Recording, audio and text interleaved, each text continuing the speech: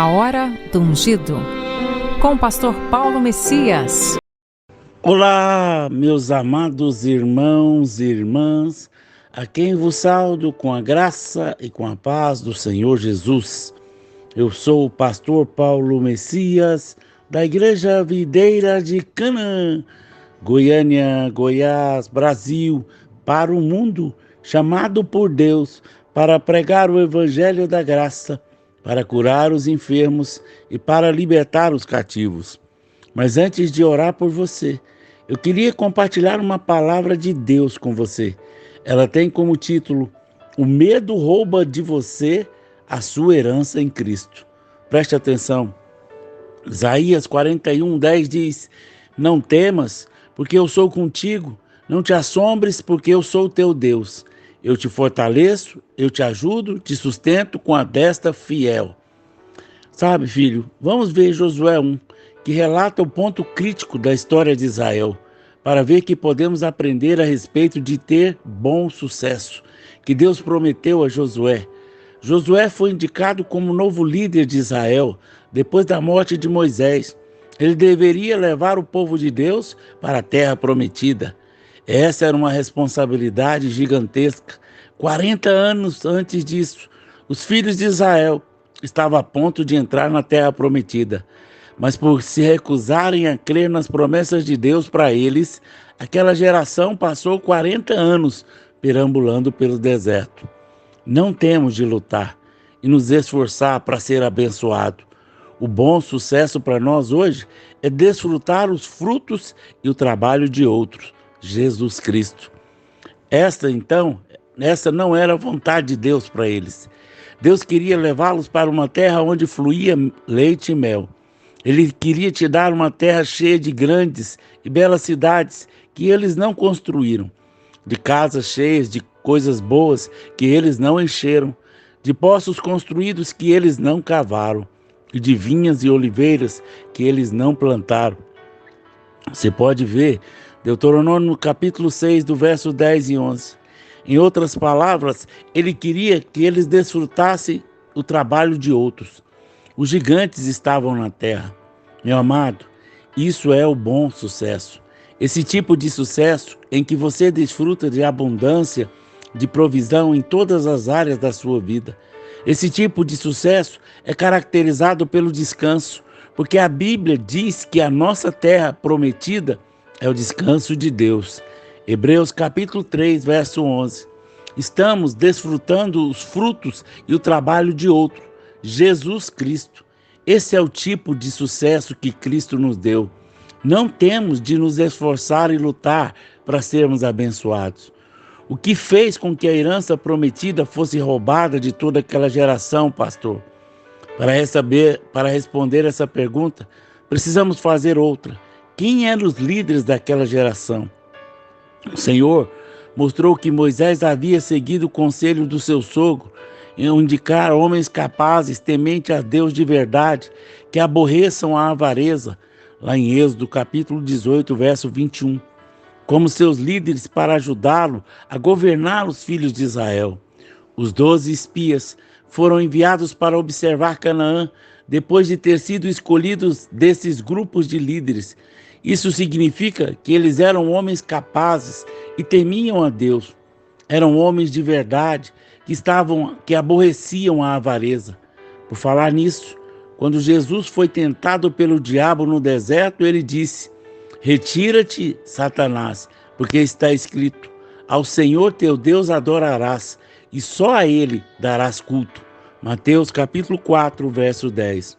Jesus estava citando Deuteronômio 6,13, que na verdade diz: O Senhor teu Deus temerás, e Ele servirás, e pelo seu nome jurarás. Então, de acordo com Jesus, temer a Deus é adorar a Deus. Mas apesar de todos esses atributos de liderança, nenhum desses espias a quem Moisés indicou entrou na terra prometida, com exceção de Josué e Calebe. Nenhum, por quê? A resposta é essa: eles não tinham coragem. Podemos ler o relato dessa história em Números capítulo 13, do verso 17, do verso 14 e 9. Moisés enviou 12 espias à terra prometida. Somente Josué e Calebe voltaram com um bom relatório da terra, dizendo: a terra pelo meio da qual passamos a espiar é terra muitíssimo boa. Se o Senhor se agradar de nós, então nos fará entrar nessa terra e nos dará terra que mana leite e mel. Então somente não sejais rebeldes contra o Senhor e não temais o povo dessa terra, porquanto como pão os podemos devorar. Retirou-se deles o seu amparo. O Senhor é conosco, não os temais. Em Números 14, versos 7 e 9. Os outros 10 espias deram um relatório negativo dizendo: não poderemos subir contra aquele povo, porque é mais forte do que nós, e todo o povo que vimos nela são homens de grandes estaturas. Também vimos ali gigantes, e eram aos nossos próprios olhos como gafanhotos. Assim também éramos aos seus olhos. Em Números capítulo 13, do verso 31 ao 33. Todos eles viram a mesma terra, os mesmos gigantes, mas houve um contraste absoluto nos relatos que trouxeram. Josué e Calebe tinham um espírito diferente, o espírito da fé, lá em Números 14, 24, e focado nas promessas e na bondade de Deus, mas o restante acovardou-se com medo e viu apenas o gigante, os desafios da terra. Eles tinham boas qualidades de liderança, mas tudo isso foi negado, porque eram medrosos. O medo os paralisou. A nação de Israel só podia ir até onde os seus líderes podiam levá-los. Pelo fato dos seus líderes serem medrosos, as promessas de Deus para a sua vida foram roubadas de toda aquela geração. Hoje, por mais difíceis que as suas circunstâncias possam parecer, decida se focar na bondade de Deus. Decida ver como Cristo pagou o preço para você desfrutar do favor imerecido, de paz, de proteção, provisão de Deus em todas as áreas da sua vida. O medo não vai paralisá-lo. Em vez disso, você verá a sua fidelidade e andará em todas as suas bênçãos.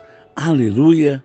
Você pode dizer: Pai, fortalece-me hoje, sustenta-me com a tua destra, dá-me o maior senso da tua presença permanente, para que eu não tema, mas seja capaz de enfrentar todos os meus desafios hoje, com ousadia, coragem, sabendo que tu és a minha ajuda, a minha sabedoria, a minha força. Tudo que eu preciso fazer é andar na vitória que Jesus já conquistou para mim. Eu não terei medo, pois o meu Deus Todo-Poderoso está comigo.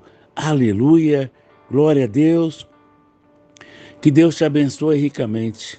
Se você foi abençoado com essa mensagem, por favor, se inscreva no nosso canal.